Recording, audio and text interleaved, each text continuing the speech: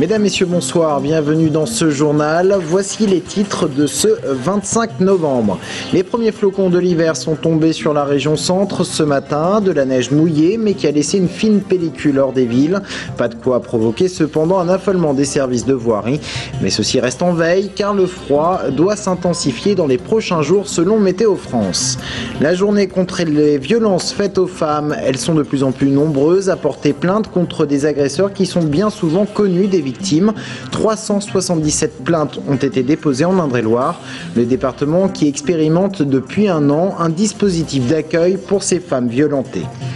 Linky, le compteur de RDF, à nouveau dans l'actualité. Le syndicat intercommunal de l'énergie en Indre-et-Loire a posé un recours gracieux auprès du Premier ministre.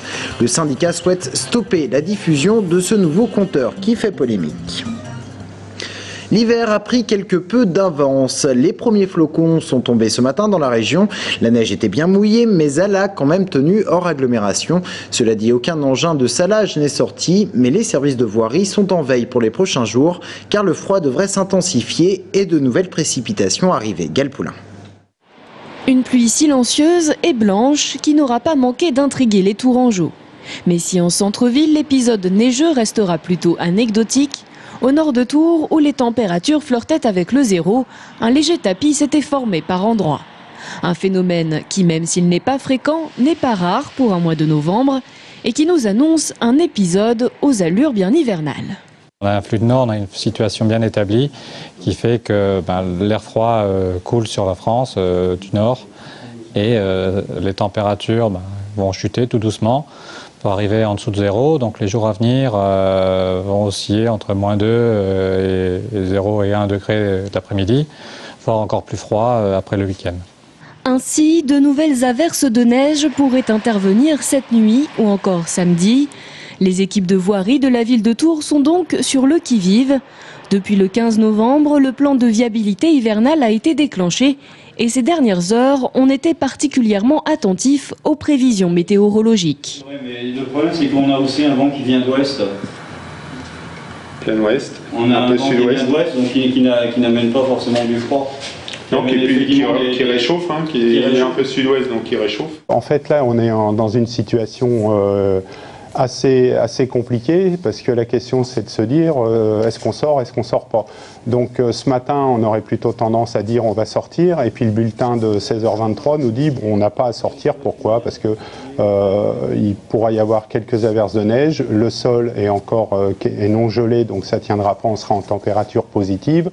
Cette nuit, une équipe sera donc chargée de patrouiller pour vérifier les tendances neigeuses du ciel tourangeau.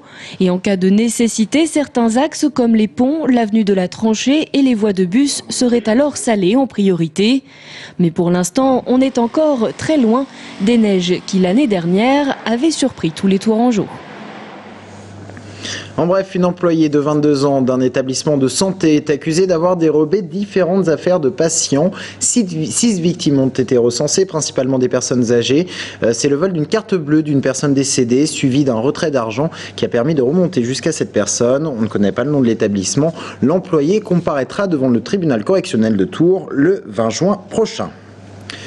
Plus de la moitié des violences faites aux femmes ont lieu à l'intérieur même du foyer conjugal. Ce constat, il est rappelé à l'occasion de la journée contre les violences faites aux femmes. Elles sont de plus en plus nombreuses à oser porter plainte. 650 000 en France en 2009, 377 déjà en Indre-et-Loire en 2010. On estime à 4 000 le nombre de femmes violentées dans le département l'Indre-et-Loire qui expérimente depuis un an un dispositif d'accueil pour les femmes qui ont subi des violences conjugales. Romain Delville. Le projet des familles d'accueil pour les femmes ayant subi des violences conjugales est porté en Indre-et-Loire par le CIDF, rue Jules Massenet. Le centre d'information des droits des femmes et des familles est en lien avec 2 familles d'accueil dans le département. Quand une femme victime de violence arrive soit au CIDF, soit chez les travailleurs sociaux et qui a nécessité de trouver un logement assez rapidement, on la positionne. Alors c'est le CIDF qui voit en fonction de la situation, en fonction du profil de la personne, qui propose une famille. On appelle la famille et si tout le monde est d'accord, on amène la femme dans la famille d'accueil. Un accueil qui doit rester secret afin de couper tout lien physique et psychologique avec le conjoint violent, pour mieux se reconstruire et plus vite. L'avantage qu'on a, c'est qu'on a un petit espace réservé à l'accueil des mamans avec enfants ou sans enfants. On peut avoir des moments de repas ensemble, des moments de discussion, de matinée ensemble, de courses ensemble. Et puis la maman peut se retrouver un petit peu tranquille aussi avec ses enfants, ou si elle est seule, évidemment seule. C'est du 100%, je dirais, de relationnel. Et c'est ça qui fait, parce qu'elles ont besoin de nous, même la nuit. Ça peut être un moment de blues, de peur, de difficulté, ou pour les enfants qui ont vécu aussi quand même des choses dramatiques. Une quinzaine de départements connaissent cette forme d'accueil, mais le dispositif en Touraine reste encore à titre expérimental. Et seulement 2 familles d'accueil, quelquefois 3, peuvent être rétribuées. L'idée, ça serait de pouvoir pérenniser. Donc ça veut dire un engagement des pouvoirs publics, des financeurs sur cette action pour pouvoir mieux la construire, parce que comme toute action expérimentale, il y a des choses qu'on essaie puis on se rend compte que ça ne fonctionne pas toujours très bien. Il y a des choses à revoir, il y a peut-être à augmenter le nombre de familles, à essayer d'avoir des familles sur l'agglo aussi. Pour 2010, les financements ont été accordés pour soutenir les familles d'accueil et par voie de conséquence les femmes meurtries. Mais la question demeure encore incertaine pour 2011. Une petite centaine de retraités s'est rassemblée ce matin place Jean Jaurès à Tours. Mot d'ordre, la défense du pouvoir d'achat des retraités et la revalorisation des pensions. Les organisations syndicales qui ont lancé l'appel, CGT et CFDT entre autres, demandent que le minimum des retraites soit porté au niveau du SMIC, ainsi qu'un rattrapage de 300 € mensuels, et ce, immédiatement. On écoute la secrétaire départementale de la Confédération Générale des Retraités de la Fonction Publique. Savoir qu'actuellement, bon an, mal an, une retraite, la moyenne des retraites est de 1 300 € par mois. Beaucoup d'associations vivent grâce à l'activité bénévole de retraités. Et ça, c'est un point qu'on a tendance à oublier. Et puis, il y a des retraités aussi qui malheureusement vivent mal leur retraite, financièrement, enfin économiquement, et puis aussi parce qu'ils sont très seuls, ils sont très isolés. Et quand on a des difficultés économiques, cela accroît les questions d'isolement. Linky, le nouveau compteur d'ERDF expérimenté notamment en Indre-et-Loire et qui suscite la polémique par le coût qu'il pourrait engendrer pour les usagers de ERDF selon ses détracteurs, eh bien Linky refait parler de lui. Le syndicat intercommunal de l'énergie en Indre-et-Loire a déposé un recours gracieux auprès du Premier ministre. Il demande la suspension du programme d'installation. Tariq Aldi. Voilà, ça sera votre nouveau compteur. Très bien. Linky est un compteur intelligent. Installé à domicile, il permet de consulter la consommation électrique du foyer en un coup d'œil et peut être contrôlé à distance sans l'intervention d'un technicien. Après 8 mois d'expérimentation, le petit boîtier vert se montre moins malin que prévu. Le syndicat intercommunal d'énergie d'Indre-et-Loire engage un recours gracieux auprès du Premier ministre contre le décret de mise en place de Linky. Donc, ce qu'on souhaite, nous, c'est plutôt un produit sur lequel le client puisse avoir un regard quasiment en temps réel pour maîtriser sa demande. Un exemple tout simple, le lave-linge ou le sèche-linge en heure pleine. Il y a un petit témoin d'alerte qui signifie au client qu'il est en heure pleine et à ce moment-là, il le coupe et il le met en heure creuse. Et là, il va faire de réelles économies. Donc voilà ce qu'on attend, nous, d'un dispositif de comptage. Sur les 100 000 foyers tests de Touraine, le syndicat note une cinquantaine de plaintes d'usagers. Généralement, elles ne concernent pas le boîtier lui-même, mais le manque d'informations. Le syndicat craint cependant que la période d'expérimentation soit trop courte pour évaluer le dispositif. Le décret abroge un petit peu de 3 mois la durée de l'expérimentation, nous mettant un terme fin décembre, ce qui ne nous semble pas être de nature à avoir suffisamment d'amplitude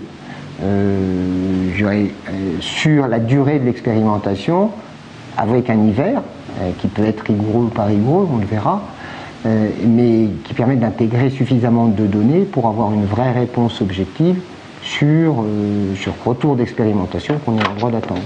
Une directive européenne rend obligatoire l'installation de ces compteurs. En France, si l'expérience est concluante, les boîtiers verts envahiront 100 000 foyers d'ici 2020. C'est une situation qui en a frayé peut-être plus d'une, être enceinte pour la première fois, avec toutes les difficultés que cela peut comporter, tant du côté administratif que du côté de la santé. La CPAM, la CAF et des sages-femmes se sont associés pour informer les familles qui vont connaître l'arrivée d'un enfant, une aide bien précieuse, comme le montre ce reportage de Julien Babsa. Sous quelle mutuelle déclarer son enfant? Comment percevoir les congés maternité ou paternité? Le papa doit-il arrêter de fumer pendant la grossesse de la maman? Ces questions, les futurs parents se les posent tous avant l'arrivée de bébé. On est un peu perdu. Tout ce qui est information par rapport aux prestations et aux aides financières après l'accouchement. Et puis tout ce qui est administratif surtout, hein. C'est surtout ça. Ses parents sont déjà bien occupés par la préparation de la chambre et de la garde-robe de bébé. Alors pour les aider, la CAF et la caisse primaire d'assurance maladie les ont invités aux ateliers maternité. Cet après-midi à la salle familiale des Fontaines de Tours, ils étaient une trentaine à venir s'informer sur les démarches à suivre. Un lien direct qui permet aussi de répondre aux cas particuliers de chacun. Étant donné que moi je travaille pour la fonction publique, je ne dépends pas de la CPAM et donc je ne savais pas trop par rapport à mon congé maternité, la rémunération que j'allais avoir, tout ça. Et donc j'ai eu mes réponses, donc c'est bon quoi. Ce type d'atelier rend les relations entre le personnel administratif et les femmes enceintes complètement différentes. Hein, vous avez vu, c'est très convivial, on fait une pause, on peut discuter. Des sages-femmes sont aussi présentes pour délivrer des conseils de santé et de prévention, l'occasion de renseigner les futures mamans sur certaines idées reçues. Peut-être que j'ai des idées qui ne sont pas bonnes, et donc à clarifier ici en direct, c'est tout à fait c'est important pour moi. L'occasion aussi de rassurer certains papas, parfois plus inquiets que maman. Moi, j'appréhende surtout l'accouchement. S'il faudrait que je l'emmène à l'hôpital et tout ça, j'appréhende beaucoup ce moment-là. Ces ateliers existent depuis mai 2009 et se déplacent dans le département toutes les 5 semaines, à la ville et à la campagne, pour que les parents n'aient plus qu'une préoccupation à la naissance, donner tout plein d'amour à leur bébé. Fin de cette édition, merci de l'avoir suivi. On se retrouve dans un instant avec l'invité de la rédaction.